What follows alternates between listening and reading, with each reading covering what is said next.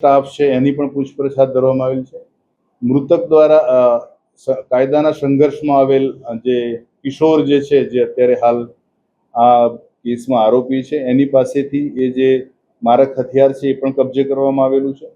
Scientific રીતે જે પણ પુરાવા મળી શકે છે, તમામ પ્રકારના પુરાવા, ઇવન સ્કૂલના જેટલા અવેલેબલ તમામ પ્રકારના સીસીટીવી ફૂટેજ જે છે છેલ્લા 1 મહિનાના, એટલે જે પણ ડીવીઆરની કેપેસિટી છે એને સ્ટોરેજ કરવાની, એ તમામ પ્રકારની ડિજિટલ એના પુરાવા પણ મેળવવામાં આવેલા છે.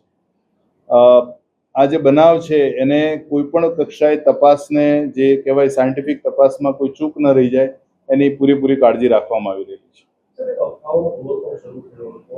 કે જે બાળક જે છે એને સ્કૂલની અંદર મારવામાં આવ્યું, તો જે આક્ષેપો થયા હતા કે સ્કૂલ તરફથી ધોઈ નાખવામાં આવેલું ઘટના સ્થળ, તો આ બધી વાતોમાં કેટલું તથ્ય છે કે નથી?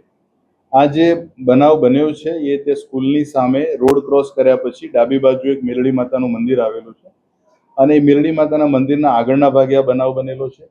આ જે બંને છોકરાઓ વચ્ચે જે પણ માથાકૂટ થઈ એ બીજા લોકોએ પણ ત્યાં જોયેલું છે અને સ્કૂલના જે રોડ છે સ્કૂલની આગળના ભાગે, દરવાજાની આગળના ભાગે ડિવાઈડર સાથેનો, તો બંને બાજુએ પિકઅપ રિક્ષા અને પિકઅપ આપણે જે બાળકોને સ્કૂલે લાવવા લઈ જવા માટેના જે વાહનો છે એ પણ ઉભેલા છે.